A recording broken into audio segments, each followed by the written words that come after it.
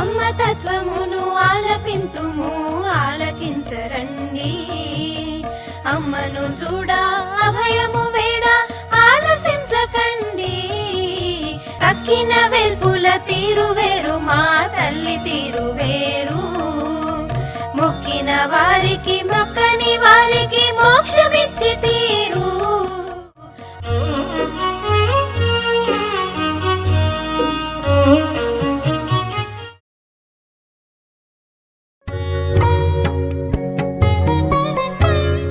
నాకు ఇదొక పునర్జన్మ అని ఏమన్నా చెప్తున్నదేమో, కానీ అమ్మ రియల్గా ఆ ఫోటోలోంచి వచ్చి ఒక్కొక్కళ్ళకి ఇలా స్పర్శించి అమ్మ దైవం అని చెప్పి నువ్వు ఎలా చెప్పగలుగుతావు? హిమాలయాలకు వెళ్ళిపోవాలని తపస్సు చేయాలని నా తల్లి నన్నెట్లా వదిలేస్తుంది? ఈవిడెవరు, ఇక్కడికి ఎందుకు తీసుకొచ్చారు మమ్మల్ని? ఆవిడ్ని మర్చిపోలేక, ఆవిడ ఆదిశక్తి స్వరూపిణి కాబట్టి అక్కడ ఉండడం అనేది చాలా, చదువు దగ్గరకు వచ్చేటప్పటికి చాలా తేడా అనేది ఒకటి. ఆ ఏజ్తో సంబంధం లేకుండా ఒకరికొకరు ఆత్మీయత అనేది. నాకు పెద్దగా అంతకుముందు సంస్కృతి గురించి ఏం తెలియకపోయినా కూడా ఎగ్జామ్ రాయడంలో, తర్వాత నేషనల్ లెవెల్ కాంపిటీషన్స్ తీసుకెళ్ళడం సంస్కృతంలో, ఎప్పుడైనా సరే వెళ్ళినప్పుడల్లా ఏదో ఒక రకంగా. అయితే సంస్కృతం అనేది నాకు ఇంత తొందరగా ఎట్లా వస్తున్నది ఏమిటి అనేది నాకు, ఆయనకు నేను ఇంగ్లీష్ నేర్పడం, ఆయన నాకు సంస్కృతం నేర్పడం, వాళ్ళ ఇంట్లోనే పడుకోవడం. ఇప్పటిదాకా సంస్కృతం రెగ్యులర్గా చదివి దాన్ని ప్రైవేట్గా చేసావు కదా, ఇప్పుడు దాన్ని రెగ్యులర్గా చేసి దీన్ని ప్రైవేట్గా చేస్తే అటు బీకామ్లోనూ యూనివర్సిటీ ఫస్ట్ రావడం, ఇటు సంస్కృతంలో కూడా యూనివర్సిటీ ఫస్ట్ రావడం. నా కెరియర్లో అంటే ఇప్పుడు యాజ్ ఎ టీచర్, తర్వాత నేను లెక్చరర్గా స్థిరపడటం జరిగింది. అందులో దాదాపు ఒక 15 సంవత్సరాలు మొత్తం సంస్కృతం అనే దాన్ని మీదే నా సంస్కృతం చెప్పిన లెక్చరర్ నేనా, అమ్మ చదివించిన ఆ చదువు నా జీవితంలో చూపించిన ప్రభావం ఏమిటంటే, ఆయన చాలా గొప్ప కవి. యాక్చువల్గా చెప్పాలంటే ఇప్పుడు కూడా మామూలుగా అప్పుడు నేర్చుకున్న పాటలు చాలా సందర్భాల్లో, ఒక పాట అసలు లైఫ్లో నేను అమ్మ దగ్గర ఎప్పుడు, జేజేలు శ్రీ జగజ్జననీ నీకు జేజేలు అక్కపురి రాణి, నీకు జేజేలు పరమ కళ్యాణి, నీకు ఏ పాట రాసినా గాని, నేను ఏ మాట వాడినా గాని, నీవు నాకిచ్చినవే గాని నే తెచ్చినవి గావు జనని, నీవు నాకిచ్చినవే గాని నే తెచ్చినవి గావు జనని. నువ్వు ఒకటి తెలిస్తే దైవం ఒకటి తెలవడం కాదు నాన్న, దైవం తెలిస్తేనే నువ్వు తెలుస్తావు. కృష్ణుడిలో ఎంత రకమైన లౌక్యం అనేది ఉన్నదో అది అమ్మ దగ్గర 100%. శ్రీ కోరవోలు రవి గారు, కీర్తిశేషులు కోరవోలు గోపాలరావు గారి 2వ కుమారులు. అమ్మతో మా అనుభవాల శీర్షికన నేడు వారి అనుభవాల్ని మనతో పంచుకునేందుకు గానుగా వారిని ఆహ్వానించాం. దయతో అంగీకరించారు. వారు ప్రస్తుతం హైదరాబాద్లో Shri Venkateswara junior college and CA అకాడమీకి అకాడమిక్ చైర్మన్ గా పనిచేస్తూ ఉన్నారు. చిన్నప్పటి నుంచి తల్లిదండ్రులతో పాటు జిల్లెలమూడిలో ఉండి స్కూల్ విద్యాభ్యాసం అక్కడే చేసి తర్వాత పై చదువుల కోసంగా బయటకు వచ్చి స్థిరపడి హైదరాబాద్లో ఉంటున్నవారు వీరు మనతో వారి అనుభవాలు పంచుకుపోయే ముందుగా వారి గురించి, వారి కుటుంబ నేపథ్యాన్ని గురించి మనకి వివరించవలసిందిగా వారిని కోరుతున్నాం. నమస్కారం రవి గారు. నమస్కారం అండి. మా నాన్నగారి పేరు కొమరవోలు గోపాలరావు గారు, మా అమ్మగారి పేరు కొమరవోలు సరోజిని. మేము మొత్తం 7 సంతానం. నాకు 4 అక్కయ్యలు, 1 చెల్లెలు, 1 అన్నయ్య ఉన్నారు. మా నాన్నగారికి అమ్మని చూసినప్పుడు కలిగిన అనుభవాల వల్ల జిల్లెలమూడిలో స్థిరపడాలి అన్న సంకల్పంతో 1968వ సంవత్సరంలో మొత్తం కుటుంబంతో సహా జిల్లెడిమూడికి వచ్చి అక్కడ స్థిరపడటం జరిగింది. మా నాన్నగారికి బేసిక్గా చాలా సైంటిఫిక్ టెంపరమెంట్ ఉన్న పర్సన్. ఆయనకి భోజనం చేయకుండా ఒక ఆవిడ ఇన్నేళ్ళు ఎలా బతికారు అనే ఒక సైంటిఫిక్ క్యూరియాసిటీతో మా తాతగారు చెప్పిన దాని మీదట ఇట్లా నేను వెళ్ళొచ్చాను జిల్లెడిమూడి, ఆవిడ చాలా గొప్ప ఆవిడ అని చెప్పారట తాతగారు. ముక్తేశ్వరరావు గారు ఆయన పేరు. ఆయన చెప్పిన మీద అలాంటి వాటిని చూద్దామన్న ఒక క్యూరియాసిటీతో యాక్చువల్గా ఫస్ట్ టైం వచ్చారు. వచ్చినంతలో ఆవిడ చూస్తే ఈవిడ మామూలు పర్సన్ లాగా లేరు. ఎందుకంటే కూర్చునగానే వీళ్ళు ఇట్లా నమస్కారం చేయటం అందరూ. నాన్నగారు కూడా నమస్కారం చేద్దాం అనుకున్న లోపు అమ్మ అట్లా వంగి దండం పెట్టేటప్పటికి అమ్మ ఒక రకమైన ముద్రలోకి వెళ్ళిపోయిందట. అంటే అందరూనేమో నామం చాలా జపించడం అది చేస్తూ ఉంటే మొట్టమొదటగా అసలు ఈ రకమైన ముద్రలు, ఈ ట్రాన్స్లు ఇవన్నీ మా నాన్నగారి పుస్తకాల్లో చదవడమే కానీ ప్రత్యక్షంగా అది ఎప్పుడు చూడలేదు. దానివల్ల ఏమిటంటే ఈవిడ మనం అనుకున్నట్టుగా ఊరికే ఈ భోజనం చేయకుండా ఉండడం ఇట్లాంటి దానికంటే కూడా చాలా ఎక్కువ ఈవిడ దగ్గర శక్తులు కానీ లేకపోతే వగైరాలు కానీ ఉండొచ్చు అన్నట్టుగా ఆయన కనిపించినప్పుడు మామూలుగా నమస్కారం చేసుకున్నారు. చేసుకున్న తర్వాత నాన్న నీ బర్త్డే ఇవ్వాలి అని చెప్పారట. కాదమ్మా నాది వేరే, నా మామూలుగా ఒరిజినల్గా మా నాన్నగారి బర్త్డే ఏదైతే ఉందో అది చెప్పినప్పుడు కాదు నాన్న నీ బర్త్డే ఇవ్వాలే అంటే అప్పటి నుంచి కూడా మా నాన్నగారు అదే రోజు నీ బర్త్డేగా సెలబ్రేట్ చేసుకోవడం మొదలుపెట్టారట. అది మొట్టమొదటిగా. అంటే అప్పుడు మా నాన్నగారికి ఏమనిపించిందంటే నాకు ఇదొక పునర్జన్మని ఏమన్నా చెప్తున్నదేమో అమ్మ అన్నట్టుగా అనిపించిందట. అది తర్వాత చాలా కరెక్ట్ అన్న ఫీలింగ్ నాన్నగారికి వచ్చింది. అట్లాగే మొదట్లో మా అమ్మగారు ఈ కుసుమ హరనాథ భక్తులు చాలా బాగా పాటలు అవి పాడేది, ఈ సంగీతం అది నేర్చుకున్నది. అక్క చెల్లెలందరికీ కూడా సంగీత జ్ఞానం ఉన్నది. మా అమ్మ కూడా బాగా పాడేది. అయితే అమ్మ మీద భక్తి అనేది అప్పటికి ఏర్పడలేదట. కానీ ఒకసారి ఏమైందంటే అందరికీ ఇంట్లో ఉన్న వాళ్ళందరికీ కూడా అమ్మవారు పోస్తారంటారు కదా, అట్లా అందరికీ వచ్చేసిందట, పిల్లలందరికీ కూడా వచ్చేసి చివరికి మా నాన్నగారికి కూడా ఏదో అట్లాంటిది ఏదో సోకటం వల్ల అందరూ మంచాన ఉండేటప్పటికి ఇంతమంది పిల్లలు ఈయన ఒక పట్టాన తగ్గటం లేదు, చేయలేని పరిస్థితి. అట్లా వచ్చేటప్పటికి అమ్మ ఫోటో గోడకు వేలాడుతూ ఉంటే మీరు ఇట్లా దేవుడు అని మా ఆయన వాళ్ళందరూ అనుకుంటున్నారు, నిజంగా కనుక మీకు ఆ శక్తి ఉంటే వీళ్ళని కాపాడండి, తొందరగా వీళ్ళని బాధ నుంచి విముక్తి చేయండి అన్నట్టు చెప్పారట. మనసులో అనుకున్నారు ఆ ఫోటో చూసి. అనుకునేటప్పటికి అమ్మ తెల్లవారుజామున మా అమ్మకి దర్శనం ఇచ్చి అందరి ఒక్కొక్కళ్ళ పిల్ల దగ్గరికి వచ్చి నిమిరి మా నాన్నగారు వాళ్ళ దానికి అంటే చాలా హై ఫీవర్స్ వచ్చేటప్పుడు అది చాలా కంగారు పడిపోయి మా అమ్మ. సరే ఆ టైంలో అమ్మ ఇట్లా అని ఒక్కొక్కళ్ళ దగ్గరికి వచ్చి ఇట్లా చేసేటప్పటికి మన్నాడు పొద్దునకి అంతా నార్మల్ అయిపోయింది. అంటే ఇది కలలో జరిగిందా? అంత కలలోనే జరిగింది. అయితే ఏంటంటే మా అమ్మకు వచ్చిన ఫీలింగ్ మాత్రం అది అసలు కళ అన్న ఫీలింగ్ అసలు మా అమ్మకి రాలేదట. కానీ అమ్మ రియల్ గా ఆ ఫోటోలోంచి వచ్చి ఒక్కొక్కళ్ళకి దగ్గర ఇట్లా స్పర్శించి వెళ్ళినట్టుగా అనుభూతి చాలా సేపటి వరకు కూడా ఆ ఫీలింగ్ అనేది పోలేదట మా అమ్మకి. దీంతో ఆవిడ డెఫినెట్గా సామాన్యమైనటువంటి పర్సన్ కారు అని మా అమ్మకి అనిపించిందట. ఒకప్పుడు నేను మా అమ్మని అడిగాను అనమాట, అమ్మ దైవం అని చెప్పి నువ్వు ఎలా చెప్పగలుగుతావు అమ్మా అని అడిగాను. ఏముందంటే నాన్న అమ్మ దగ్గరికి వెళ్ళినప్పుడు ఇప్పుడు 10 మంది వెళ్తారనుకోరా, 10 రకాలుగా వాళ్ళు చెప్తే అమ్మ ఫేస్ నువ్వు అబ్జర్వ్ చేయి, 10 రకాలుగా వాళ్ళతో మమైకం అయిపోతుంది నాన్న. ఒకళ్ళు ఏడుస్తున్న వాళ్ళు ఉంటారు, వాళ్ళ కూతురు పెళ్లి కోసం ఆనందంగా చెప్పడం కోసం వచ్చిన వాళ్ళు ఉంటారు, రకరకాల వాళ్ళు వచ్చినా కూడా ఆ రకరకాల వాళ్ళు ఆ బాధ తనదిగా అమ్మ భావిస్తుందిరా. అసలు అది మానవ మాత్రులకు సాధ్యమయ్యేది కాదు నాన్న, అది అమ్మ సాక్షాత్ దైవము. ఇంకోటి నీకు ఆ పరిపూర్ణమైన విశ్వాసం ఉన్నదా అని అడిగాను. అంటే పరిపూర్ణమైన విశ్వాసం ఉన్నది అని చెప్పింది అనమాట. నాన్నగారికి అంత డివోషన్ ఎట్లా వచ్చింది అని అడిగాను. అంత డివోషన్ ఎట్లా వచ్చింది, అసలు మీరు ఇట్లా మొత్తం అందరినీ అంతా వదిలేసి ఇట్లా ఇక్కడే సెటిల్ అయిపోవాలన్న ఆలోచన అసలు రావడానికి కారణం ఏమిటి?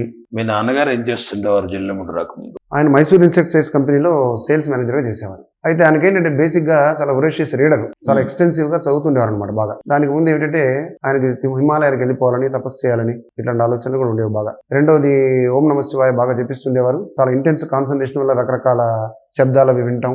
ఒక రకంగా 100% ఇట్లా వెళ్ళి మనం తపస్సు సాధన చేసుకోవాలి అన్న ఒక ఆలోచన ఆయనకు ఉండేది బాగా. అయితే అమ్మ దగ్గరికి వచ్చినప్పుడు మాత్రం ఇట్లా ఏదో సాధన గురించిన మెలకు తెలుసుకోవాలని ఇట్లాంటి ఇంటెన్షన్తో ఏం రాలేదు. సైంటిఫిక్ క్యూరియాసిటీని వచ్చారు ఆయన. అసలు ఒక పర్సన్ ఏమి తినకుండా ఇట్లా ఉండగలరు కానీ అమ్మని చూసిన తర్వాత ఆ వచ్చిన రెస్పాన్స్ అది పూర్తిగా మారిపోయింది. మనం ఊహించిన దానికంటే కూడా చాలా గొప్ప ఆవిడన్నటువంటి ఒక అనుభూతి.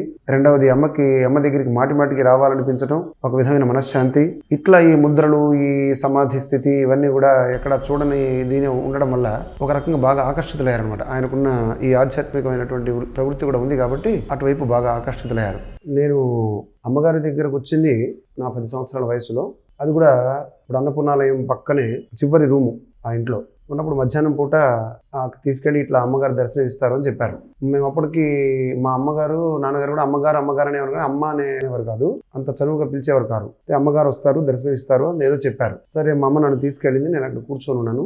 ఫస్ట్ అమ్మను చూడగానే అంటే మామూలు వాళ్ళని చూసిన దానికి అమ్మను చూసిన దానికి నాకు కొంత తేడా అనేది, అంత చిన్నతనమైనా కూడా అంటే అదేంటంటే ఆ బొట్టు అనేది చాలా పెద్దగా ఉండడం, మొహం ఏంటో చాలా తేజస్సుగా ఉండడం, అంటే ఆవిడ దేవత అవన్నీ అప్పటికి నాకు తెలియదు కానీ అట్లాంటి అంత చిన్నతనం కాబట్టి అవి మామూలు వాళ్ళని చూసిన దానికి ఆవిడని చూసిన దానికి తేడా అనేది ఫస్ట్ టైంలోనే నాకు చిన్నప్పుడైనా కూడా అనిపించింది అట్లా. అయితే ఇప్పుడు అక్కడ ఏంటంటే తర్వాత మన చిన్నతనంలో అక్కడ పెరగడం, దీంతో అమ్మ అంటే ఒక రకమైన చనువు. మీ 10 ఏళ్ళప్పుడు మీ నాన్నగారు అక్కడికి ఫ్యామిలీ షిఫ్ట్ చేశారు, ఉద్యోగం కూడా రిజైన్ చేసేసి అక్కడే ఉన్నారు, ఉద్యోగం రిజైన్ చేసి అందరినీ కూడా తీసుకుని అక్కడే సెటిల్ అయ్యారు. జిల్లెలమూడిలో సెటిల్ అయ్యారు నాన్నగారు. మీరు కాస్త పెద్దవారు అయిన తర్వాత ఆయన మరి చిన్నపిల్లలు ఇంత పెద్ద సంసారాన్ని మంచి ఉద్యోగాన్ని అన్ని వదిలేసి అమ్మ దగ్గర ఉంటాం అంటే ఏంటంటే అక్కడ ఏమి ఉద్యోగాలు వచ్చే పరిస్థితి కాదు. మరి ఆయన అంతగా అక్కడికి వెళ్ళి ఉండాలని చెప్పి అనుకోవటానికి ఆయనకి ఏదైనా బలమైన అమ్మ అనుభూతి కారణం అని అనుకోవచ్చు అంటారా? అడిగారు ఎప్పుడన్నా మీరు?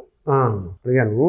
నాన్నగారికి ఏంటంటే నా దృష్టిలో అసలు ఇంకంతకంటే హైయెస్ట్ పవర్ ఎవరు లేరు నాన్న, దానికి రావడానికి చాలా మంది అంటారు, ఇంక్లూడింగ్ తాతగారితో సహా, ఇదేంటి నువ్వు ఇలా పిల్లలందరినీ వేసుకొని అక్కడ ఉండడం ఏంటి, ఇట్లా చాలా మంది చాలా రకాలుగా అన్నారు కూడా నన్ను.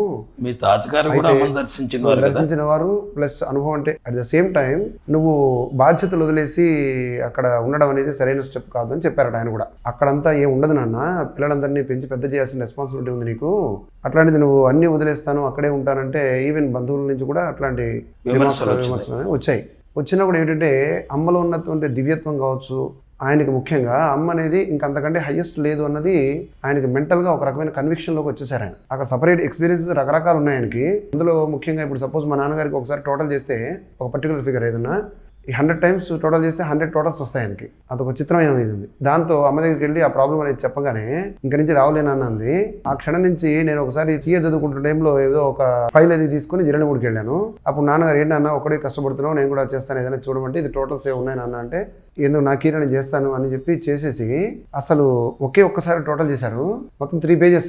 అది పర్ఫెక్ట్ వచ్చింది. నేను దాదాపు ఒక 1/2 hour నుంచి అవస్థపడుతున్నాను అటు ఇటు. నాకేదో ఒకటి 2 సార్లు తప్పులు వస్తున్నాయి. అది నేను ఒక్కసారితోనే చేశారు. నువ్వు బ్రహ్మాండంగా టోటల్స్ చేస్తున్నాను నేనంటే నా సంగతి నీకు తెలియదురా అని చెప్పప్పుడు నాకు ఈ ఎక్స్పీరియన్స్ అనేది చెప్పారనమాట. ఇట్లా అంతా సాధన చేస్తూ ఉంటే నీకు అవన్నీ అక్కర్లేదు నాన్న, నువ్వు వదిలేసేయని చెప్పారని.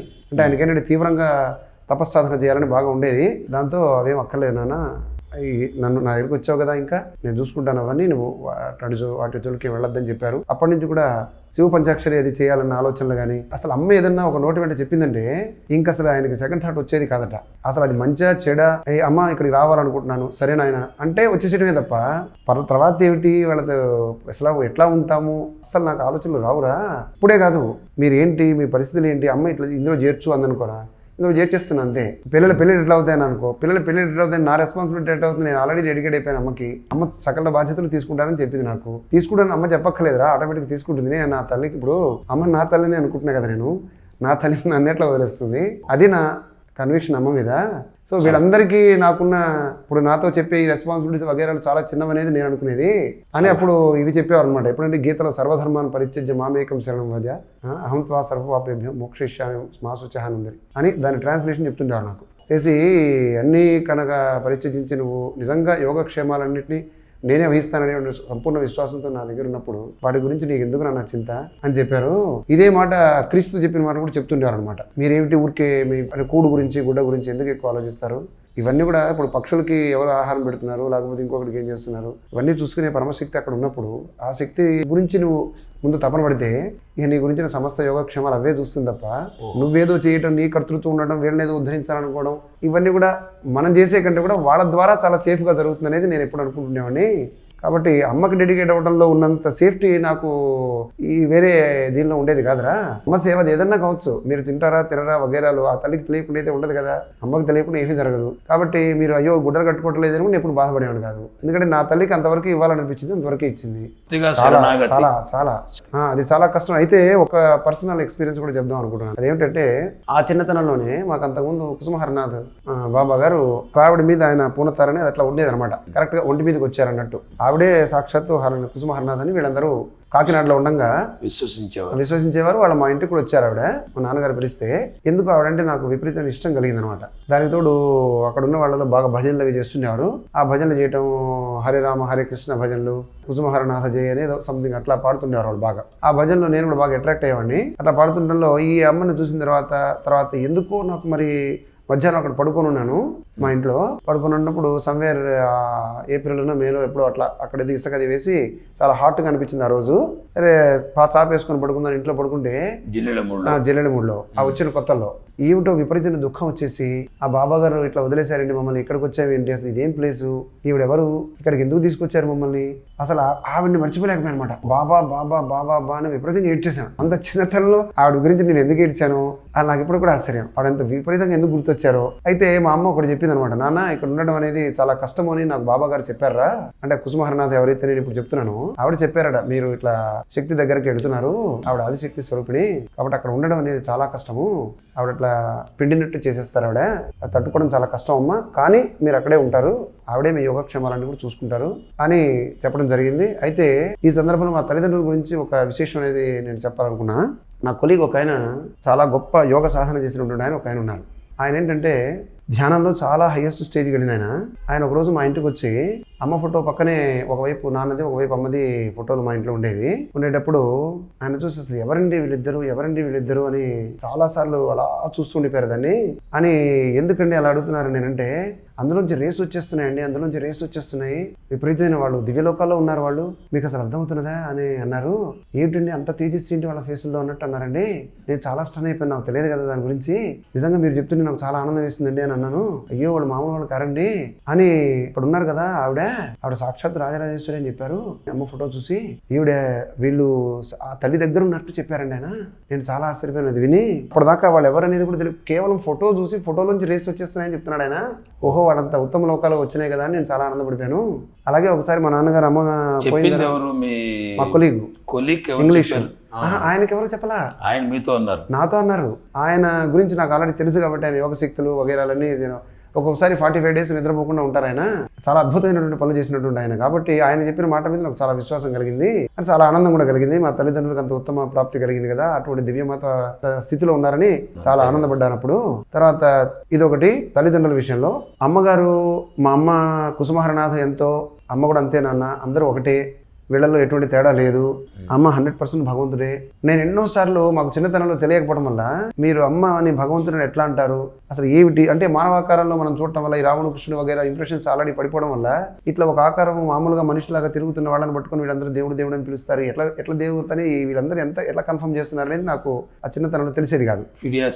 క్యూరియాసిటీ వల్ల మా అమ్మని 1-4 సార్లు అడగడం, మా నాన్నగారిని అడగడం, అసలు అమ్మ దైవం ఏమిటిరా, అమ్మ మామూలు స్వరూపిణి కాదని అట్లాంటి స్టేట్మెంట్సే తప్ప నాకు కూడా క్యూరియాసిటీ ఉంటుంది కాబట్టి అది అప్పుడు మా అమ్మని మళ్ళీ గుచ్చి అడగడం, అడిగితే అది మామూలు కాదు నాన్న, అమ్మకి తెలియని విషయాలు లేవు అని వాళ్ళ విశ్వాసాన్ని చూసి నాకు అమ్మ నిజంగా దైవము అనేటువంటి అది తప్ప నాకు అప్పటికి ఎక్స్పీరియన్స్ కూడా ఏమి లేదు. అప్పటికి నేను ఎంతసేపటికి ఏంటంటే మామూలుగా అమ్మ దగ్గర ఉన్నాం, మామూలుగా అమ్మే కదా, జస్ట్ లైక్ మా అమ్మ ఎట్లాగో అట్లా అందరికి అమ్మలాగానే తెలిసిందే తప్పించి, ఇప్పుడు మనకి దీపం ఉంటుంది, దాని చుట్టూ క్రీన్ నీడ్ ఉంటుందని చెప్తారు, ఆ క్రీన్ నీడ్ లో ఉన్నంత వరకు మనకి దానికి గురించిన లైట్ అనేది తెలియదు, అది ఎంత గొప్పది ఏమిటి వగేరాలు. అట్లా ఆ చిన్నతనంలోనే అక్కడికి వచ్చేసేయడం వల్ల అమ్మ అంటే ఒక చనువు, ఎంతసేపు ఏదైనా ఏడవాలంటే అమ్మ దగ్గరికి వెళ్ళాలి. అప్పుడు కూడా తొందరగా కూడా వెళ్ళేవాడిని కూడా కాదు యాక్చువల్గా చెప్పాలంటే. ఏదైనా అకేషన్ లో నవరాత్రులు వచ్చాయంటే వెళ్ళి నమస్కారం చేసుకోవాలంటే నమస్కారం చేసుకోవడం, ఇంకేదైనా అకేషన్ అయితే January 1st వస్తే అమ్మ చేతిలో టీ ఇస్తే తాగడాలు, ఇంతే తప్పించి అమ్మ దైవ స్వరూపము ఇంతమంది వాళ్ళు వస్తున్నారు అమ్మ అసలు ఏమిటి. హిందూ సాంప్రదాయంలో రాముడు, కృష్ణుడు, వెంకటేశ్వర స్వామి వీళ్ళు శివుడు, వీళ్ళు దేవతలని. శరీరంతో ఉన్న వాళ్ళని అనుభవం గొప్పగా వస్తే కానీ అంగీకరించడం కష్టం. చిన్నతనం అందుట్లో మీరు జిల్లెలమూడి మీ తల్లిదండ్రులతో వచ్చినప్పుడు అక్కడ వాతావరణం ఎట్లా ఉండేది, మీరు ఎట్లా అడ్జస్ట్ అయినారు? అక్కడ వాతావరణం చూసేటప్పటికి ఏంటంటే అదొక విలేజ్ అట్మాస్ఫియర్ మొత్తం అప్పుడు పూర్తిగా. అప్పుడు నేను 5వ క్లాస్లో ఏదో చదువుతున్నాను. అప్పటికంతకుముందు మేము కాకినాడలో ఉండగా నేను ఒక కాన్వెంట్లో చదువుకునేవాడిని. ఇక్కడ తీసుకొచ్చి ఒక తెలుగు మీడియం స్కూల్లో చదివించారు. నాకు చాలా అంటే చాలా తేడా కనిపించింది. చదువు దగ్గరకు వచ్చేటప్పటికి అసలు అంతా ఈ వాతావరణము, ఈ పల్లెటూరు, ఈ పిల్లలు అంటే పోలిక ఉండేది కాదు. అక్కడ ఆ డ్రెస్ వేసుకొని, ఆ షూస్ అవి వేసుకొని ఆ టైపు అట్మాస్ఫియర్లో ఉన్నవాళ్ళం కాబట్టి చదువు దగ్గరకు వచ్చేటప్పటికి చాలా తేడా అనేది ఒకటి అబ్జర్వేషన్ ఒకటి ఉంది. రెండోది ఏంటంటే ఇక్కడ వాతావరణానికి వచ్చేటప్పటికి వీళ్ళందరూ చాలా కలిసిమెలిసి అన్నయ్య అన్నయ్య అని పిలిచేవారు ఒక్కొక్కళ్ళని, మగవాళ్ళందరినీ కూడా, లేకపోతే మిగతా వాళ్ళు అక్క అక్క అని పిలుచుకున్నారు. ఆ ఏజ్తో సంబంధం లేకుండా ఒకరికొకరు ఆత్మీయత అనేది పంచుకుంటూ ఉండేవారు. అమ్మ ఏంటంటే సాయంత్రం పూట సపోజ్ ఇక్కడ బిల్డింగ్ పనులు జరుగుతుండేవి, ఆ బిల్డింగ్ పనులు మనం కూడా చేస్తే ఒక్కొక్కసారి చేతులన్నీ కూడా ఈ సిమెంట్ వర్క్లు అవి చేయడం వల్ల మొత్తం ఏదో కొరుకుపోయినట్టు అయ్యేది. అయితే వాళ్ళు అది అమ్మ చాలా ప్రేమగా ఏం చేసేదంటే ఆయిల్ అది ఇచ్చి వాళ్ళందరికీ ఇట్లా చేతులు రాయించి వేడి వేడి శనగకాయలు కానీ ఇట్లాంటివన్నీ పెట్టడాలు ఏదో ఒకటి చేయించేది అనమాట సాయంత్రం పూట. అయితే ఏంటంటే ఆ శ్రమ తెలియకుండా ఉండేది అనమాట. ఎక్కువ చిన్నతనం అందరితో పాటు మనం కూడా పని చేయడం తప్పించి పనులు మనం ఇంతకుముందు ఎప్పుడు చేసిన వాళ్ళం కాకపోయినా ఏదో నీళ్ళ బిందులు మిగతా వాళ్ళు తెస్తున్నారు, మనం కూడా ఊరికి వాళ్ళతో పాటు నడవడం రావడం చెరువు నుంచి ఇట్లా ఎక్కువ. మిగతా వాళ్ళు అక్కడ దత్తనయ్య అని ఆయన రావురు ప్రసాద్ గారని లేకపోతే ఇట్లాంటి వాళ్ళందరూ ఉండేవారు. వాళ్ళు ఏంటంటే ఈ కాగులతో తీసుకురావడాలు లేకపోతే గుండిగలు తీసుకురావడాలు ఇట్లా కొంచెం భారీ పనులు బరువు పనులు చేస్తుండేవారు. అక్కడ రాధన్ ఆయన ఒక గుడ్డి తనంతో ఒక ఆయన ఏంటంటే ఆ సంగీత విద్వాంసులు, ఆయన ఇట్లా నామం చాలా బాగా చేస్తారని కాసు రాధాకృష్ణారెడ్డి గారు అట్లా అమ్మ దేవాలయం అనేది ఆ పక్కన ఒకటి ఉంది, అందులో తపస్సు చేశాడు అన్నట్టుగా అమ్మ నామం చూసి. ప్రస్తుతం అమ్మ ఆలయం అనసూయేశ్వరాలయంలో అప్పుడు ప్రతిష్ట లేకుండా ఉంది, దాంట్లో ఆయన ఉన్నారని అమ్మని పరీక్షించడానికి వచ్చి ఇట్లా మహాభక్తులుగా మారిపోయారని ఇట్లా అందరు ఒక్కొక్కళ్ళ గురించి అక్కడ ఇంతమంది ఎట్లా వచ్చారు, అసలు దేని వల్ల వస్తున్నారు అనేది ఊరికే వాళ్ళు వీళ్ళు చెప్పుకున్న స్టోరీస్ అవన్నీ విని సో వీళ్ళందరికీ కూడా చాలా అనుభవాలు ఉన్నాయని, కొంతమంది చాలా పరీక్షించి వచ్చి అమ్మ యొక్క శక్తి సామర్థ్యాలు చూసి వాళ్ళు ఇట్లా డివోషన్ అది వచ్చి ఇట్లా మారారన్న ఒక ఉద్దేశం నాకు వచ్చింది అప్పట్లో. అయితే స్లోగా ఏమైందంటే ఇప్పుడు చదువు నాకు 10th క్లాస్ దాకా ఆ రేటూరు అని చెప్పి అక్కడ 3 మైళ్ళ దూరంలో ఉండేది. అక్కడ వెళ్ళి నడుచుకుంటూ వెళ్ళటం నడుచుకుంటూ రావడం ఇట్లా నేను మా అన్నయ్య మా అక్కయ్యలు అట్లాగే చదువుకున్నాము. అప్పటికి జిల్లెడమూడిలో ఇట్లా కాలేజ్ అంతా ఏం లేదు. సో అక్కడ చదువుకున్న తర్వాత 10th అయిపోయింది. మా అన్నయ్యది అంతకంటే ముందే అయింది. తను ఏంటంటే ఏదో ఫలానా పర్టికులర్ కోర్సులో చేరమని అమ్మ చెప్పడం అదని అనుకుని ఏదో వేరే కోర్సు లాగా వెళ్ళాడు. తర్వాత మొత్తం మీద తన లైఫ్ అటు ఇటు అయిపోయింది ఒక రకంగా చెప్పాలంటే ఎడ్యుకేషనల్గా. అది నేను చూసి ఏంటంటే మనం ఏదైనా అమ్మ చెప్తే చేయడం మంచిది అన్నది మా అన్నయ్యని చూసే నాకు అనిపించింది. దాంతో ఏంటంటే సరిగ్గా నేను 10th అయిపోయే టైంకి అక్కడ అట్లా ఓరియంటల్ కాలేజ్ అనేది ఒకటి స్టార్ట్ అవుతున్నదని, అంతకు ముందు సంవత్సరం ఇప్పుడు నేను 9వ క్లాస్లో ఉండగానే అక్కడ స్టార్ట్ చేసినట్టు గుర్తు నాకు. అక్కడ పునాల రాధాకృష్ణ శర్మ గారిని ప్రిన్సిపల్గా చేశారు. 10th అయిపోగానే నాన్న ఇట్లా సాంస్క్రిట్లో చేరితే బాగుంటుంది అన్నట్టుగా మా నాన్నగారు నాతో అన్నారు. సరే నాన్న చేరుతానని చెప్పాను. సరే ఏదైనా మనస్సును సమాధానపరుచుకుని అక్కడ ఉన్న అంతలోనే ఆ సంస్కృతం అనేది అమ్మ కృప వల్ల కావచ్చు కొద్దిగా బాగానే చదివినట్టు అనిపించింది నాకు కూడా. అక్కడ ఉన్నప్పుడు పన్నాల రాధాకృష్ణ శర్మ గారి కృషి వల్ల అక్కడ ప్రసన్నాయన శర్మ గారని తర్వాత కుమార్ శర్మ గారు ఇట్లాంటి వాళ్ళు బాగా మాకు ట్రైనింగ్ అది ఇవ్వడం వల్ల కొంత షైన్ అవడం అనేది జరిగిందని నాకు అనిపించింది. అయితే నాకేంటంటే ఈ కోరిక అక్కడ వచ్చిన వాళ్ళందరూ ఈ సంస్కృతం వాళ్ళకి ఎటువంటి ఇంగ్లీష్ రాదని వాళ్ళు ఇవన్నీ చెప్పడం, దాంతో మనం శుభ్రంగా నేర్చుకోవాలని చెప్పి కొంచెం పట్టుదల బట్టి అక్కడ ఇంగ్లీష్ అది నేర్చుకోవడం, డబుల్ డిగ్రీ తెచ్చుకోవాలని చెప్పి సొంతంగా సంస్కృతంలో వచ్చిన స్కాలర్షిప్ను ఉపయోగించుకొని ఇలా నా అంతా నేనే సొంతంగా ఇంటర్మీడియట్ కట్టడం అట్లా అన్నీ జరిగినాయి. అప్పుడు ఇంటర్మీడియట్ అయిపోయిన తర్వాత నేను BA చేస్తే బాగుంటుందని నేను అనుకున్న టైంలో అమ్మ కృప వల్ల ఏమిటంటే నాకు పెద్దగా అంతకుముందు సంస్కృతం గురించి ఏం తెలియకపోయినా కూడా ఎగ్జామ్ రాయడంలో నాకు స్టేట్ ఫస్ట్ వచ్చింది. తర్వాత మళ్ళీ కాంపిటీషన్స్ అవి అప్పుడు అందరికి ఆయన తీసుకెళ్తుండేవారు ప్రిన్సిపల్ గారు. అయితే అది కాక కూడా ఏమిటంటే నెక్స్ట్ యూనివర్సిటీ ఎగ్జామ్ జరిగింది, నేను చాలా బాగా రాసినట్టుగా నాకు అనిపించి అప్పుడు పన్నాల రాధాకృష్ణ శర్మ గారు రీసెర్చ్ వర్క్ మీద ఆయన రామాయణం మీద రీసెర్చ్ చేస్తున్నారు. ఆ టైంలో వైజాగ్కి వెళ్ళాలి పరిస్థితి.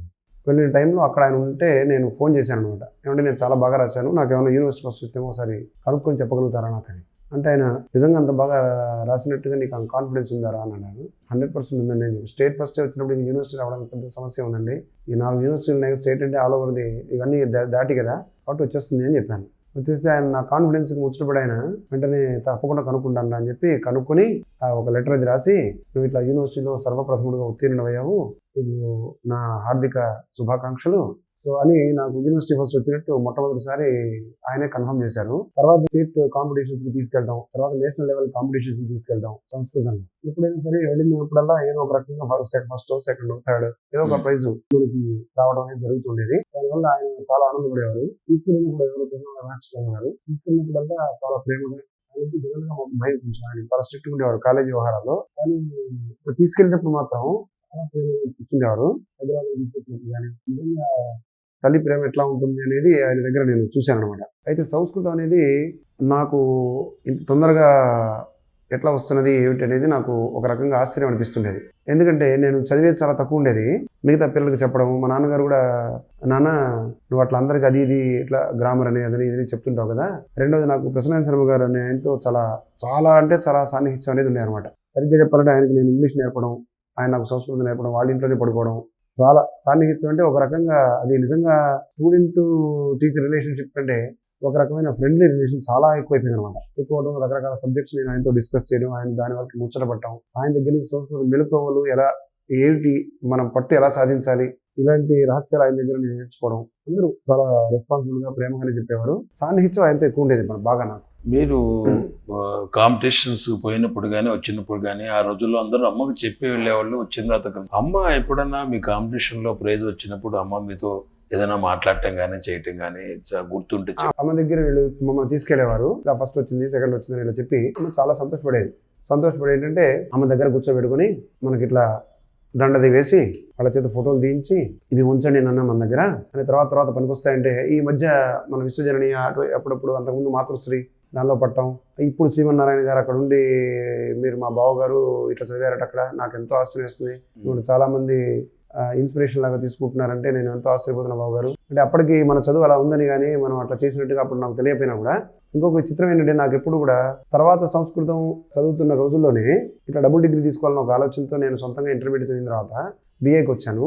బీఏ చదవాలని అనుకున్నా. ఆ టైంలో మా 4th సిస్టర్ కుసుమాన్ ఉండేది.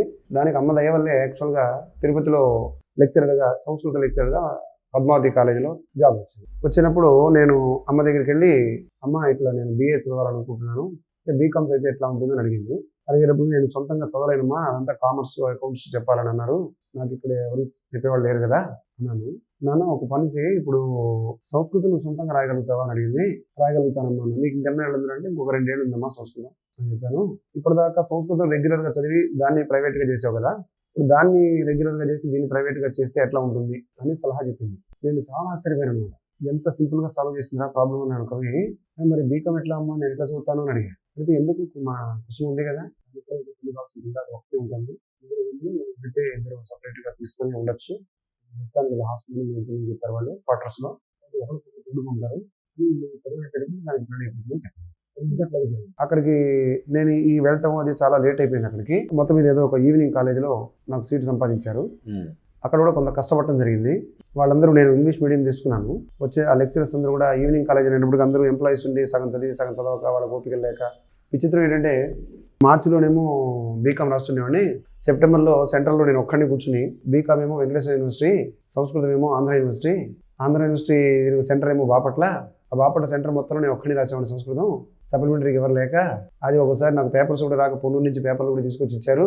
అదృష్టం ఏంటంటే అటు బీకామ్లోనూ యూనివర్సిటీ ఫస్ట్ రావడం, ఇటు సంస్కృతంలో కూడా యూనివర్సిటీ ఫస్ట్ రావడం జరిగింది. దాంతో నేను చాలా బాగా చదువుతాను కదా అన్న ఉద్దేశంలో ఇట్లా నాకు యాక్చువల్గా నేను డిగ్రీ ఫస్ట్ ఇయర్లో యూనివర్సిటీ ఫస్ట్ వచ్చిందన్న న్యూస్ వల్ల మొట్టమొదటిసారి తిరుపతి చరిత్రలో ఆ పర్టికులర్ కాలేజ్ వాళ్ళు ఒక ఈవినింగ్ చదివేతున్న ఒక పిల్లవాడిని డే స్కాలర్ కింద మార్చేశారు వాళ్ళు. ఎందుకంటే వాళ్ళు ఎవరికి సరిగా చదవడం అనేది ఉండదు అనేది వాళ్ళ ఫీలింగ్ ఒరిజినల్గా. ఒక పిల్లవాడు ఏమిటి ఇలా రావడం ఏంటి, ఇలా యూనివర్సిటీ తెచ్చుకోవడం ఏంటి అని ఆశ్చర్యపోయారు వాళ్ళు. బాగా పట్టుబట్టి ఒక 6 వారాలు చాలా కష్టపడి చదివాను. ఆ చదవడంలో నేను కాలేజ్ ఫస్ట్ రావచ్చేమో అని అనుకున్నాను, కానీ అది అనుకోకుండా యూనివర్సిటీ ఫస్ట్ అది వచ్చింది. దాంతో వాళ్ళు వెంటనే నన్ను పిలిచి, నాయన నువ్వు ఇట్లా కాదు, నువ్వు పొద్దున్న డే కాలేజీకి మారిపో అని చెప్పి, అప్పుడు PVRK ప్రసాద్ అక్కడ ఎగ్జిక్యూటివ్ ఆఫీసర్ ఉండేవారు. మామూలుగా రికమెండేషన్ అది లేకుండా చేసేవారు కదా ఇది కూడా. అలాంటిది నన్ను పర్మిషన్ లేకుండా మార్చడం అదొక రకమైన ఆనర్ లాగా చేశారు వాళ్ళు నన్ను. సో ఇదంతా నాకేమనిపించింది అంటే అమ్మ మనల్ని ఇక్కడికి పంపడం, దానికి తోడు ఏంటంటే సంస్కృతం కూడా సైమల్టేనియస్గా చేయడం. మా నాన్నగారు అదేంటారా ఎట్లా చేస్తున్నారా, అసలు దానికి సంబంధం ఉండదు కదా, 6 నెలలు అది చదువుతుంటావు, 6 నెలలు ఇది చదువుతుంటావు. పక్కన వాళ్ళేమో సంగమేశం గారిని కొంతమంది ప్రొఫెసర్స్ ఉండేవాళ్ళు, యూనివర్సిటీ ప్రొఫెసర్స్. వాళ్ళు వచ్చి ఏంటంటే మీ బాబు 24 hours బుక్ వదలడు, అట్లయితే పిచ్చి వాళ్ళు అయిపోతారు, వాళ్ళకి ఆ బాబుకి అర్థం కావట్లేదు. లేదండి మా వాడు 2 different కోర్సెస్ చేస్తున్నాడు ఆల్ టుగెదర్, వాళ్ళకి డబుల్ డిగ్రీ తీసుకోవాలని ఉంది ఆ ఏజ్లో అని చెప్పి నాన్నగారు చెప్పడం ఇట్లా జరుగుతుండేది. మొత్తం మీద ఎడ్యుకేషనల్గా అకాడమిక్ కెరీర్ అంతా కూడా బీకామ్ అయ్యేదాకా అటు సంస్కృతం కావచ్చు, అటు బీకామ్ కావచ్చు, చాలా బ్రైట్గా ఉన్నట్టుగానే. సో కాలేజీలో ఉన్నప్పుడు కూడా చాలా రకాల అవార్డ్స్. సంస్కృతం అమ్మ ఒక కారణంతో చెప్పింది, నాకు చెప్పాను సింపుల్గా. అటు కుటుంబకి తోడు ఉండేటట్టు, అప్పుడు నాకు కూడా ఎడ్యుకేషన్కి ఇబ్బంది లేకుండా ఉండేటట్టు, తల్లిదండ్రులకు భారం లేకుండా ఉండేటట్టు, మొత్తం నా కూడికి తిరిగేటట్టు లోనే వచ్చింది. సాంస్క్రిట్ చదువు మీ జీవితంలో ఎప్పుడన్నా ఉపయోగపడిందా? ఇప్పుడు ఏంటంటే అమ్మ 2 కోర్సులు నా చేత, తర్వాత నేను CA కొంతవరకు చేసిన తర్వాత డిస్కంటిన్యూ చేశాను. చిత్రం ఏంటంటే ఇవాళ నా కెరియర్లో అంటే ఇప్పుడు యాజ్ ఎ టీచర్ తర్వాత నేను లెక్చరర్గా స్థిరపడటం జరిగింది. అందులో దాదాపు ఒక 15 సంవత్సరాలు మొత్తం సంస్కృతం అనే దాని మీదే నా జీవనం అంతా జరిగింది. అంటే సంస్కృతం ఎందుకు చదవమన్నదమ్మా అని ఒక రకమైన రెబెలింగ్ అనేది నాకు ఏదైతే ఉందో అదే నా లైవ్లీహుడ్ అని అమ్మకు తెలుసు కాబట్టి. రెండోది నాకు ఒకళ్ళు ఏం చెప్పారంటే, స్వామి మీకు ఇట్లా సంస్కృతం చాలా ఫాస్ట్గా వచ్చి ఉండాలని ఎవరో జాతకం చూసి చెప్పారు. మీకు కామర్స్ అనేది ఉంటుంది, సాంస్క్రిట్ కూడా ఉంటుందండి. ఈ రెండు ఉండడానికి ఒక పెక్యులారిటీ ఉంది మీకు. మీరు పూర్వ జన్మలో ఒక గోవుగా ఉండి ముని ఆశ్రమాల్లో సంచరించారు. అందువల్ల మీకు ఈ వేద ఘోష విన్నా లేకపోతే సంస్కృతం అనేది ఉన్నా మీకు మనసు అట్లా అవుతుంటుంది. ఆ పూర్వజన్మ సంస్కారం వల్ల మీకు అంత తొందరగా వచ్చింది అని చెప్పారు. అప్పుడు నేనేమనుకున్నానంటే, ఓహో అది కారణం అయ్యి ఉండొచ్చు అని అనుకున్నా.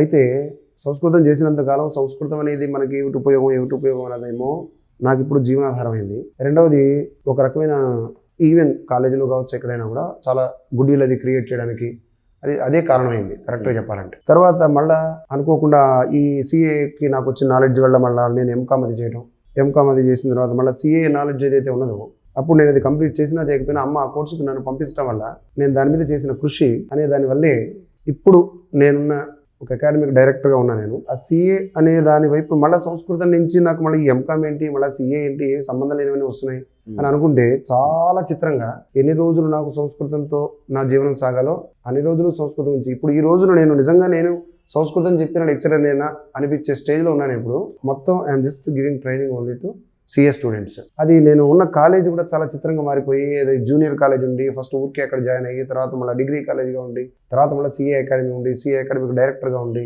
మొత్తం ఇప్పుడు వాళ్ళకి 3 కాలేజీలు ఉన్నాయి. 3 కాలేజీలకి అకాడమిక్ డైరెక్టర్గా ఉండి అంటే ఇప్పుడు కారణం లేకుండా ఏది జరగదు అన్నదానికి అమ్మను సంస్కృతం చదవమన్నది అమ్మే. సంస్కృతానికి అది ఏమిటి నా లైఫ్లో అనేది అమ్మకు తెలుసు కాబట్టి చదివించటం. సిఏ అనేది మనం చేయడానికి కూడా బహుశా ఇదే కారణం అయి ఉండొచ్చేమో. నేను సిఏ అనేది ప్రాక్టీస్ అనేది నాకు మొదటి నుంచి కూడా దాని మీద మనసు లేదు. కానీ ఇప్పుడు సిఏ ఇప్పుడు నేనున్న ప్రజెంట్ కండిషన్కి దానికి బేస్ అనేది సిఏ. కాబట్టి అమ్మ చదివించిన ఆ చదువు నా జీవితంలో చూపించిన ప్రభావం ఏమిటంటే నా ప్రజెంట్ ఎగ్జిస్టెన్స్ అంతా కూడా ఆ చదువుల వల్లే ఉంది. అంటే అప్పట్లో మనకు తెలిసి తెలియక మనం ఏ రకంగా అనుకున్నా కూడా అమ్మకి భవిష్యత్తు తెలుసు కాబట్టి మన గురించి ఆ రకంగా ఆవిడ మనల్ని ప్రోత్సహించింది, చదివించింది. అది ఈ రకంగా ఉపయోగపడింది అనేది మీ భావన అంతేనంటారా? అంతే. మీ భార్య పేరు, ఎంతమంది పిల్లలు? నా భార్య పేరు శ్రీదేవి, నాకు 2 అబ్బాయిలు. పెద్దవాడి పేరు పండితేజ, అది కూడా అమ్మ దగ్గరే పేరు పెట్టాము. మాకు కులదైవం సుబ్రహ్మణ్యేశ్వర స్వామి కాబట్టి ఆ పేరు మీద వచ్చేటట్టు పెట్టమన్నారు.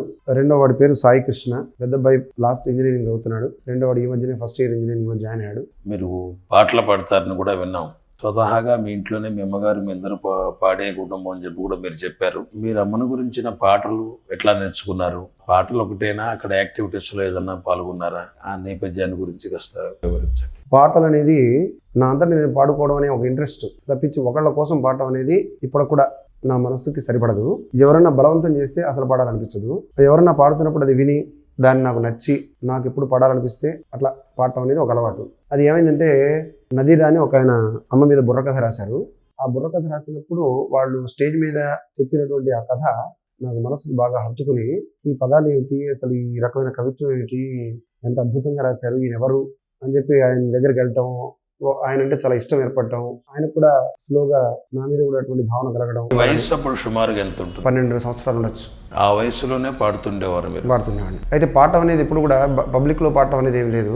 నా పాటికి నేను పాడుకునేవాడిని. వీడు బాగా పాడుతున్నాడని అందరూ అంటమే. అయితే మొట్టమొదటిగా కొద్ది గొప్ప పాటలు అంటూ స్టార్ట్ చేసి పాడింది ఆ బుర్రకథ.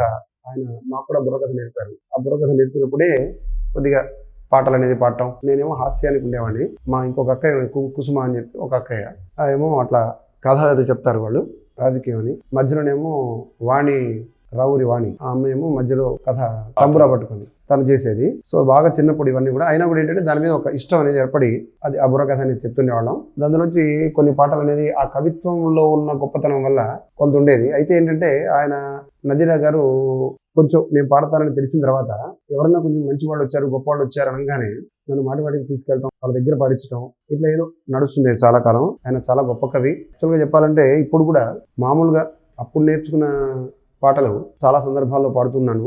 అయితే ఏంటంటే ఆయన పక్కనే కూర్చొని నేను ఆయన ఇట్లా అగ్గిపెట్టి సూట్ కేసు మీద కొడుతూ అర్ధరాత్రి పూట పాటలు రాసి నేను సడన్గా లేపి నన్ను పాటలు రాయించి ఇదంతా చేస్తుండేవారు. మొత్తం మీద ఆయన మీద ఉన్న ఇష్టము, ఆ పాటల మీద ఉన్న ఇష్టము, అట్లా పాటలన్నీ నేర్చుకుని కొంతవరకు పాడేవాడిని తప్పించి ఆయన ఒక పాట మా నాన్నగారికి యాక్సిడెంట్ అయినప్పుడు బస్సులో యాక్సిడెంట్ అయింది, అది ఉల్టా తిరిగి. ఆ టైంలో ఏంటంటే అదే ఆ సందర్భంలో కింద ఆయన ఒక పాట రాస్తున్నారు.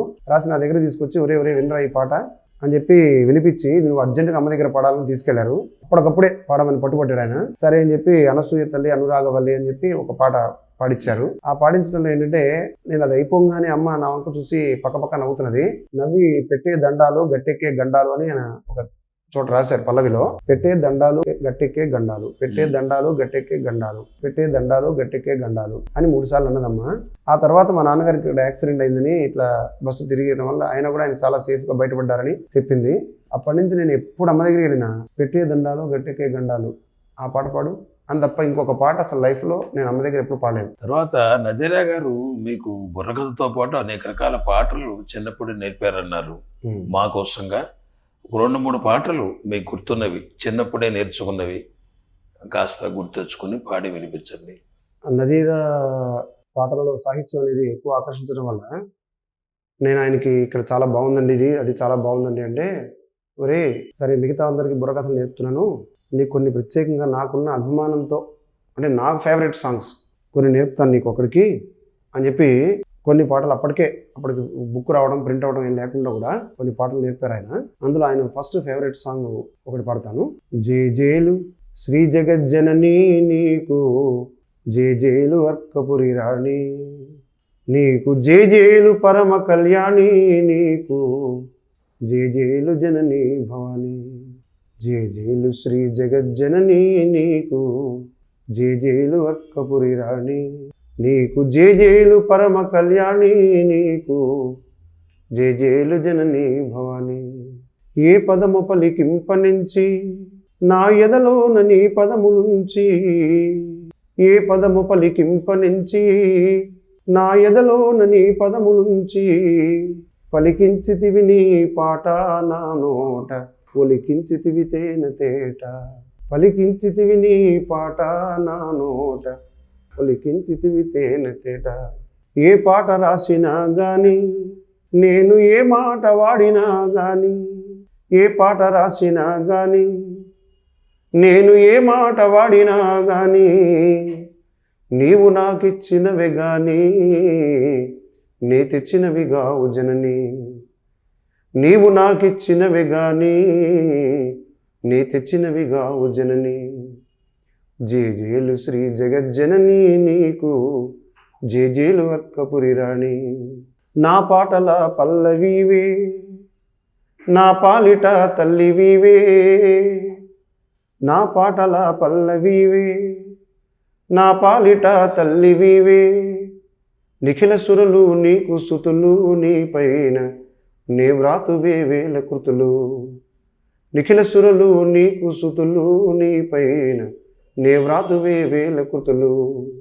ఆ కళ్ళ ఎందుగల కాంతి అది అన్ని కళ్ళలో ప్రతిఫలించు, ఆ కళ్ళ ఎందుగల కాంతి అది అన్ని కళ్ళలో ప్రతిఫలించు, ఆ కాళ్ళ ముందు గల శాంతి అది మన కాళ్ళ పట్టి బంధించు, జేజేలు శ్రీ జగజ్జనని నీకు, జేజేలు అర్కపురి రాణి. నవ్వు నవ్విందంటే చాలు నా తల్లి నవరత్నములు రాలువేలు, నవ్వు నవ్విందంటే చాలు నా తల్లి నవరత్నములు రాలువేలు, నడకలే నవ్య నాట్యాలు ఆ నడక నటరాజుకే ఓనమాలు, నడకలే నవ్య నాట్యాలు ఆ నడక నటరాజుకే ఓనమాలు, జేజేలు శ్రీ జగజ్జనని నీకు, జేజేలు అర్కపురి రాణి. ఆ రూపమే గొప్ప మెరుపు అమ్మ అమ్మవారని మనకు తెలుపు, ఆ రూపమే గొప్ప మెరుపు అమ్మ అమ్మవారని మనకు తెలుపు, కనురెప్పవేయలేము చూడా చూచి కనుద్రిప్పుకోలేము కూడా, కనురెప్పవేయలేము చూడా చూచి కనుద్రిప్పుకోలేము కూడా. అమ్మ నవ్వులు మూటగట్టవలనను ఆశ, ఆ నవ్వులతో పాట కట్టవలనను ధ్యాస, అమ్మ నవ్వులు మూటగట్టవలనను ఆశ, ఆ నవ్వులతో పాట కట్టవలనను ధ్యాస, అమ్మ ఇవ్వని లేదు అతి మధురము భాష, కానీ ఆగునా దాగునా కవి హృదయ ఘోష, అమ్మ ఇవ్వని లేదు అతి మధురమౌ భాష ఆగునా దాగునా కవి హృదయ ఘోష. జేజేలు శ్రీ జగజ్జనని నీకు, జేజేలు అర్కపురి రాణి నీకు, జేజేలు పరమ కళ్యాణి నీకు, జేజేలు జనని భవాని. చాలా బాగుంది, చక్కగా పాడారు, చక్కగా రాశారు కీర్తిశేషులు నాదేర్య గారు. తర్వాత ఇంకేదైనా మా కోసంగా, అంటే మీరు అనేక పాటలు నేర్చుకుని ఉన్నవారు కాబట్టి అన్నీ రికార్డ్ చేయలేము, అట్లని ఒక పాటతోనే ఆపేయలేము. వచ్చింది 1-2 పాటలు. అమ్మ తత్వమును ఆలపింతును ఆలకించరండి, అమ్మ తత్వమును ఆలపింతును ఆలకించరండి, అమ్మను చూడ అభయము వేడ ఆలసించకండి, అమ్మను చూడ అభయము వేడ ఆలసించకండి, అమ్మ తత్వమును ఆలపింతును ఆలకించరండి. దుష్టులు భ్రష్టులు అమ్మ దృష్టిలో దుష్టులు కారండి, దుష్టులు భ్రష్టులు అమ్మ దృష్టిలో దుష్టులు కారండి, సృష్టి తనది సమదృష్టి తనదని స్పష్టపరిచెనండి, సృష్టి తనది సమదృష్టి తనదని స్పష్టపరిచెనండి, పాపులు పతితులు అమ్మ దృష్టిలో పాపులు కారండి, పాపులు పతితులు అమ్మ దృష్టిలో పాపులు కారండి, పాపులైన పసిపాపలే తన కను పాపలన్నదండి, పాపులైన పసిపాపలే తన కను పాపలన్నదండి, అమ్మ తత్వమును ఆలపింతును ఆలకించరండి, జారులు చోరులు జన్మతోనే దిగజారబోరనంది, జారులు చోరులు జన్మతోనే దిగజారబోరనంది, వారలు కూడా మారి తీరు రహదారులున్నవంది, వారలు కూడా మారి తీరు రహదారులున్నవంది, కులమత గుణగణ భేదమెరుంగని గుణవతి మా అమ్మ, కులమత గుణగణ భేదమెరుంగని గుణవతి మా అమ్మ, కూడి మెలగిన కీడు తొలగునను కుందనంపు బొమ్మ, అమ్మ తత్వమును ఆలపింతును ఆలకించరండి, రామబాణము కన్నా మిన్న ప్రేమ బాణమంది, రామబాణము కన్నా మిన్న ప్రేమ బాణమంది, ప్రేమ తోడనే జయించగలము ఈ ప్రపంచమునంది, ప్రేమ తోడనే జయించగలము ఈ ప్రపంచమునంది, కరుగుటె గాని అమ్మ మనస్సు విరుగుటెరుగదండి, కరుగుటె గాని అమ్మ మనస్సు విరుగుటెరుగదండి, పెరుగుటె గాని అమ్మ యశస్సు తరుగుటెరుగదండి, పెరుగుటె గాని అమ్మ యశస్సు తరుగుటెరుగదండి, అమ్మ తత్వమును ఆలపింతును ఆలకించరండి, అమ్మను చూడ అభయము వేడ ఆలసించకండి, అమ్మ తత్వమును ఆలపింతును ఆలకించరండి. చాలా అద్భుతంగా ఉందండి, చక్కగా పాడారు. తర్వాత మీ తల్లిదండ్రులు కూడా కాలం చేశారు, వారి గురించి కూడా చక్కగా చెప్పారు. అమ్మని గురించి ఒక అవగాహన కలిగించడం కోసంగా కొన్ని మాకు తోచిన ప్రశ్నలు మిమ్మల్ని అడుగుతాం. మీకు తోచిన సమాధానాలు, మీ మనసులో ఉన్న భావాన్ని వ్యక్తం చేయండి. మామూలుగా అమ్మని కొంతమంది ఆదిపరాశక్తి దైవంగాను, కొంతమంది మాతృమూర్తిగాను, మరికొంతమంది సామ్యవాదులు కుల మత వర్ణ వర్గ విచక్షణ లేకుండా అందరినీ సమానంగా చూసే ఒక సామ్యవాదిగాను భావించి రకరకాలుగా ఒకే అమ్మని చూస్తున్నారు. మీ మనస్సులో మీకు అమ్మలో ఏ భావం అంటే ఇష్టం? తల్లి భావన. నేను ఎప్పుడు వచ్చినా ఏ ప్రాబ్లం వచ్చినా మా అమ్మకి ఎట్లా చెప్పేవాడిని, ఆవిడకి అట్లాగే చెప్పేవాడిని. కాబట్టి ఏంటంటే అప్పటి నుంచి నాకు కేవలం నా తల్లి అనే భావన తప్పించి ఇప్పుడు వీళ్ళు చెప్తున్న ఈ రాజరాజేశ్వరి వగేరా నాకు పెద్ద ఎక్స్పీరియన్సెస్ అట్లాంటివి ఏమి తెలియవు. కాబట్టి నాకు అదే భావన ఉన్నది. నా తల్లి ఎంతో నాకు ఏదైనా ఇప్పుడు వచ్చినా కూడా మా అమ్మకి ఎట్లా చెప్తానో అట్లా చెప్తున్నాను అనమాట.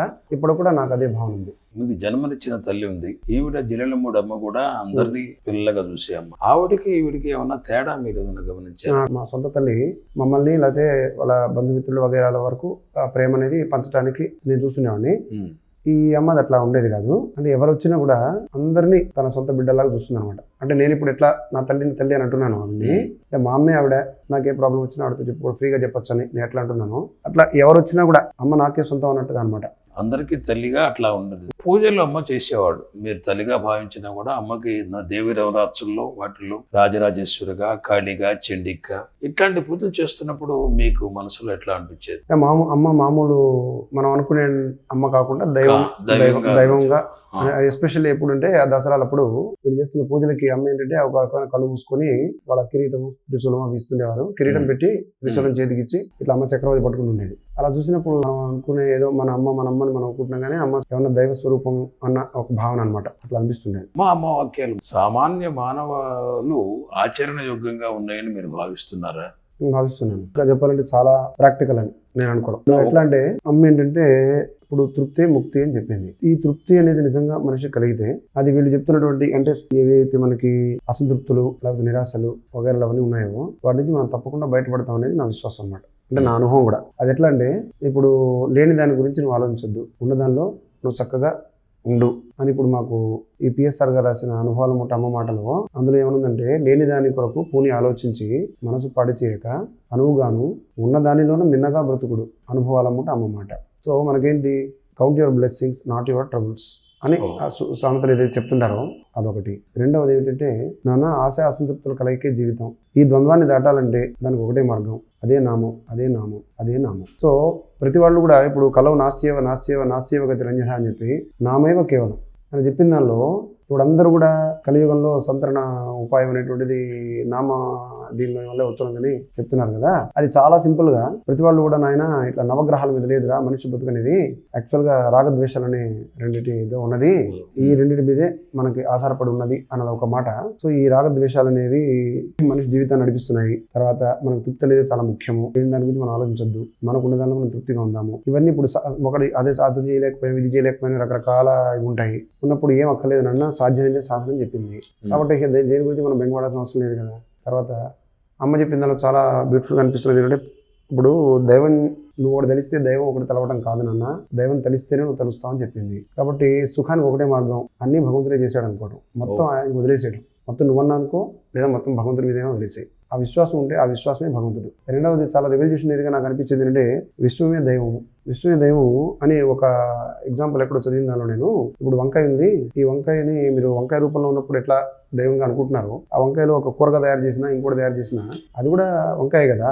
అలాగే దైవాన్ని మీరు ఏదైతే దైవంగా అనుకుంటున్నారో మళ్ళా ఈ విశ్వరూపంలో మారినా ఇంకోటి సమస్తం ఆయన ఇదే కదా అని చెప్పినప్పుడు ఆ అనాత్మ అనేటువంటిది ఎక్కడ ఉన్నది, ఇంకా లేదు కదా. సో ఆయన ఇదిగా మారింది, అది రికగ్నిషన్ ఉండడం అనేది అన్నిటికంటే అన్నిట్లోనూ ఏకత్వాన్ని దర్శించగలగడం, అది అద్వైతం అంటే. రెండోది ఇతరులలో మంచిని చూడటమే మన మంచితనం. ఇవన్నీ ఏంటంటే డే టు డే మనం ఎక్స్పీరియన్స్ చేసి లేదా ఇంకా ఆచరించడానికి చాలా అంటే చాలా ప్రాక్టికల్ గైడ్ లైన్స్ లాగా నాకు అనిపిస్తుంటాయి. ఇతరులలో మంచితనం చూడటమే మన మంచితనం ఒకటిగా మనం పాటించగలిగితే జీవితంలో ముఖ్యంగా ఏంటంటే మనశ్శాంతి ఖచ్చితంగా వస్తుంది. రెండోది మనం ఏది చూస్తుంటామో అది మనకు కలుగుతుంటుంది అన్నది ఒక నిజం మనం గ్రహించిన తర్వాత ఒకళ్ళు మంచితనం చూడటం అనేది నిజంగా చెప్పాలంటే మన సేఫ్టీ కోసము ఎంత చక్కగా చెప్పింది.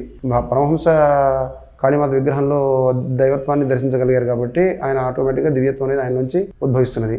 సో మనం చూసేది మనకు కలుగుతున్నది కాబట్టి చూడటం అనేది చాలా జాగ్రత్తగా ఉండి మంచితనం చూడటం నేర్చుకోవడం, దైవత్వం చూడటం నేర్చుకోవడం, దానివల్ల మన జీవితం బాగుపడుతుంది అనేది నేను అనుభవిస్తున్నది అమ్మ మాటల్లో. నాన్నగారిని ఎప్పుడన్నా చూశాను. హైమక్కయ్యని చూసారా? చూడలేదు. ఆయన ఎట్లా ఉండేవారు? ఆయనతో కలిసి టేబుల్ టెన్నిస్ ఆడుకునేవాళ్ళం మేము. ఆ ఏజ్ అట్లాంటిది. ఆయన ఏంటంటే చాలా ఉత్సాహంగా ఆడేవారు. ఆ ఏజ్ లో కూడా ఉత్సాహంగా ఆడటంతో పాటు ఏం చేశారంటే ఆయన చూస్తే నాకు ఒక రకమైన నాగేంద్రుడు అన్న భావన వస్తుండేది. ఎందుకు వస్తుండేది అంటే ఆయన కళ్ళు చాలా చిత్రంగా ఉండేవి. ఏదైనా చూసినప్పుడు ఏం చేస్తారంటే ఆయన ఆ రెండు కళ్ళు చాలా తీవ్రంగా పెట్టి చూస్తుంటారు అనమాట. ఆ బాలు అటు నుంచి కొట్టేటప్పుడు కూడా మామూలు వాళ్ళలాగా ఉండేది కాదు. ఉంటే ఈయన ఏదో ఉంది, ఈయనకి ఈ అమ్మకి ఈయన భర్త అవ్వడం, తర్వాత అప్పుడప్పుడు వీళ్ళు చెప్పడం ఈ నాగేంద్రుడు వచ్చారని ఏదో రకరకాల వాళ్ళు వీళ్ళు చెప్పడం వల్ల నాకు ఎందుకు కలిగిందో అది తెలియదు. మరి నాకు ఈయన ఖచ్చితంగా నాగేంద్రుడు అన్న భావన అయితే ఉండేది. మరి ఆయనతో నేను ఎప్పుడేం అనలేదు కానీ ఆయనకు పాలిటిక్స్ ఎక్కువ ఇష్టం అని నాకు అనిపించేది. కాంగ్రెస్ కి చాలా అభిమానం ఆయన. అందుకని అది తప్ప ఇంకేదైనా గురించి మాట్లాడితే ఆయన కోపం వచ్చేది, నేను అబ్జర్వ్ చేసింది. రెండవది ఏంటంటే పర్సనల్ గా మనం చూసినప్పుడు ఏదైనా మనం బాగా ఆడితే ఎంకరేజ్ చేస్తుంటారు. తొందరగా ఏదైనా ఒక గేమ్ లో ఓడిపోయారు అనుకోండి, అది గెలిచేదాకా ఆడతారు అనమాట ఆయన. అదొకటి కూడా ఉంది ఆయన దగ్గర. సంస్కృతం చదువుకున్నప్పుడు ఆ కాలేజీలో ఉన్నప్పుడు అన్ని ఆటలు ఆడుతూనేవాళ్ళం. 16-17 ఏళ్ళు ఉండేవి నాకు. ఆ టైంలో ఆయన ఏంటంటే చిన్న పెద్ద లేదు, ఆయనకి కలిసిపోవడం బాగా అలవాటు. అందులో ఇంకా ఉత్సాహంగా ఎరా ఇంకో గేమ్ ఆడతావా, ఆడతావరా, గెలుస్తావా, చూద్దాంరా అని అట్లా ఆడుతుంటారు గెలిచేదాకా. ఒక్కడే గేమ్ ఆడేవారా ఆయన అంతా టేబుల్ టెన్నిస్. కొంచెం ఏంటంటే ఆయనకు బ్యాడ్మింటన్ కూడా ఇష్టము ఎక్కువ. టీటీ. మీరు ఎప్పుడన్నా హిమాలయంలో ఎప్పుడన్నా ప్రదక్షిణాలు కానీ అభిషేకం చేశాను. హిమాలయంలో ప్రదక్షిణాలు చాలాసార్లు చేశాను. 108 ప్రదక్షిణాలు చేస్తున్నామండి. ముఖ్యంగా మా మూడో అక్కయ్య మణక్క, దానికి మెయిన్ ప్రదక్షిణాలు చాలా ఇష్టం. దానికి అది చేస్తుండేది ఎప్పుడు. సరే అక్కడ కూడా నేను వెళ్ళేవాడిని. తర్వాత ఏంటంటే మా రెండో అక్కయ్య అక్కడ పూజ చేస్తుండేది, శేష ప్రభావతి అని ఆవిడ. అది మెయిన్ ఏంటంటే దానిలో చాలా మార్పు వచ్చింది. ఆ గుళ్ళో ఆ పూజ చేయడం స్టార్ట్ అయిన తర్వాత ఆ ఫేస్లో కానీ ఆరోగ్యంగా కానీ చాలా తేడా వచ్చింది. దానికి తోడు ఏంటంటే అదంటే నాకు కొంచెం ఇష్టం అనమాట. బేసిక్గా కూడా ఇష్టం కాబట్టి ఏంటంటే అదొకటి అక్కడ అన్ని పనులు చేసుకుంటున్నదన్న ఉద్దేశంలో నేను ఏదన్నా కొంచెం అక్కడ హిమాలయంకి వెళ్తే బాగుంటుందని ఎక్కువ చేయకపోయినా ఏదైనా అక్కడ హిమాలయంకి వెళ్ళడం ఇట్లా చేస్తుండేవాడిని. ఇప్పుడు రాచ లక్ష్మీనారాయణ ఉండేవారు. నేను అడిగినప్పుడు ఎందుకట్లా నువ్వు అన్ని ఉపవాస దీక్షలాగా అక్కడ అన్ని రోజులు చేస్తుంటావు, నువ్వు ఏం తినకుండా చాలా తక్కువ తింటాడు, అట్లా కష్టం కదా అని చెప్పి వాళ్ళ అబ్బాయి నాకు ఫ్రెండ్ చనువుగా అడిగేవాడు అనమాట. అమ్మ వీటికన్నిటికంటే చాలా అతీతంగా ఉన్న శక్తి అది, ఆవిడకి మంచి చెడు అది వగే ద్వంద్వాలు ఏం లేవు, అందుకని మనకి ఏదైనా కోరికలు కావాలంటే హిమాలయంలో అడగడంత ఉత్తమం లేదురా, నాకు ఇంకా చాలా ఉన్నాయి అట్లాంటివి. కాబట్టి నేనేంటంటే అక్కడికి వెళ్ళి ఏదన్నా అనుకున్నాను అనుకోరా అది 100% జరిగిపోతుంది. నేనేం చేశానంటే ఆయన బయ్యర్గా ఉండేవారు కాటన్ దీనిలో. అప్పటికి తర్వాత అన్నయ్య జీవితంలో వచ్చిన మార్పులు చూసి హైమక్కకి నిజంగానే ఎంత పవర్స్ ఉన్నాయన్నట్టుగా నాకు నమ్మకం ఉండేది. అమ్మ దుఃఖించడం ఎప్పుడన్నా చూశాను. నేను దుఃఖిస్తే అమ్మ ఎక్కువ దుఃఖించింది నాకంటే కూడా. అదే ఆశ్చర్యం వేసింది నాకు అన్నిటికంటే. అంటే మమైకం అయిపోతుంది అమ్మ సపరేట్గా ఏం లేరు, మనమే అమ్మ అనిపించింది అనమాట అప్పట్లో నాకు. ఆవిడకి అందరిలో తాదాత్మ్యత ఉంది, 100% ఉంది, 100%. ఇప్పుడు నా నెక్స్ట్ ఎవరైనా వెళితే మళ్ళీ వాళ్ళ ఫీలింగ్స్ అనే అమ్మలో వాళ్ళ ఫీలింగ్స్ వాళ్ళతో పాటు ఎక్కువ అమ్మలోంచి కనిపిస్తుంటాయి. అది నేను ప్రత్యక్షంగా చూశాను. అమ్మలో మీ మనస్సుకు నచ్చని లక్షణం ఎప్పుడైనా ఉందా? అభ్యంతరం లేదో చెప్పండి. నచ్చలేదనే కంటే నేను ఏమనుకునేవాడంటే అమ్మ నటిస్తుంటుంది అన్నట్టుగా అనుకునేవాడిని. నటన అంటే అది ఎట్లా అనిపించేది అంటే నాకు లోకహితం కోసం అమ్మ కొన్ని చేస్తుంది. ఎట్లా అంటే శ్రీకృష్ణుడు నటించినట్టు అనిపించేది అనమాట. నాకు చాలా పోలికలు ఉన్నాయి. శ్రీకృష్ణుడికి ఏంటంటే మనం సంస్కృతం చదువుకుంటున్నాం కాబట్టి ఆ గ్రంథాల్లో మనం విన్నది చదువుకుంటున్నది కృష్ణుడి దీనిలో ఎంత రకమైన లౌక్యం అనేది ఉన్నదో అది అమ్మ దగ్గర 100% ఉన్నది. ఎటు వచ్చి ఏంటంటే అది ఆ లోక వ్యవహారం వరకే. మురళీ మావయ్య ఒక ఆయన ఉండేవాడు. అమ్మ నన్ను చాలా కోపడ్డదిరా అట్లా ఇట్లా ఒక రోజు వచ్చి చెప్పాడు నాకు. అమ్మ ఏంటి కోపట్టం ఏంటి, అసలు అమ్మ కోపం ఎందుకు వస్తుందని నేను అన్నాను. అమ్మ కోపం రాకపోతే మనం ఎట్లా మారుతాను రా అని అడిగాడు. సో అట్లా ఏంటంటే అమ్మ కోపం రావడం కాదు, కోపం అమ్మ కంట్రోల్లో ఉంటుంది, మనకేమో మనం కోపం కంట్రోల్లో ఉంటాం కాబట్టి అట్లా అమ్మకి ఇవన్నీ వశమై ఉన్నాయండి. అమ్మని దర్శించుకోని వారికి, భవిష్యత్తులో దర్శించుకోవాలనుకునే వారికి మీరు ఇచ్చే సందేశం అనండి, లేదా సూచన అనండి, సలహా అనండి, ఏదన్నా చెప్పండి. యద్భావం తద్భవతి. ఏంటంటే రకరకాలుగా అమ్మ దర్శనం అనేది చాలా మందికి జరిగింది. సో ఎవరెవరికి ఏ రకంగా భావన ఉంటే అట్లా ఖచ్చితంగా జరుగుతున్నవన్నీ ఉన్నాయి. ఇప్పుడు మా పిన్ని ఉన్నది, కుసుమ పిన్ని, ఆవిడకి అమ్మే సర్వస్వం, ఆవిడ వెంట ఉండి నడిపిస్తున్నది. మా బాబాయ్ గారికి కానీ అమ్మ పిన్నికి కానీ, అట్లాగే మా రెండో అక్కయ్య వాళ్ళు ఉన్నారు, వాళ్ళ జీవితంలో కూడా చాలా మార్పులు నేను చూశాను. నాకేంటంటే ఇప్పుడు అమ్మని నమ్ముకున్న వాళ్ళు ఎవరు కూడా అసలు వాళ్ళ జీవితంలో ఎప్పుడు కూడా లోటు అనేది ఉండదు. ఖచ్చితంగా అమ్మ వాళ్ళని చివరిదాకా కనిపెట్టుకుని ఉంటుంది. మా అమ్మ ఏమడిగిందంటే నాకు సుమంగళిగా పోయే భాగ్యం కలిగించమని అడిగింది. సరేనమ్మా అని తప్పకుండా అన్నట్టు అంది. అట్లాగే జరిగింది మా అమ్మ విషయంలో కూడా. తర్వాత మా నాన్నగారికి ఏంటంటే రోజు అమ్మని అడిగేవారు అనమాట. మా భార్య పోయిన తర్వాత కొద్ది రోజుల్లోనే నేను కూడా అన్నట్టుగా అదే విషయంలో మా నాన్నగారికి కూడా అట్లాగే అయింది. అమ్మని నమ్ముకున్నప్పుడు ఎవరు కూడా నష్టపోరు. సమయాన్ని వెచ్చించి మన కోసంగా వారి అనుభవాలు అమ్మని గురించి, జిల్లెడముడి గురించి మనతో పంచుకున్న కొమరవోలు రవి గారికి ధన్యవాదాలు. ఆ జగజ్జనని యొక్క కరుణ మీపైన, మాపైన, సృష్టిపైన సదా వర్షించాలని అమ్మని ప్రార్థిస్తూ జయ హో మాత. నమస్కారం. మరొకరి అనుభవాలతో మళ్ళీ కలుసుకుందాం. జయ హో మాత. మీ రావురి ప్రసాద్.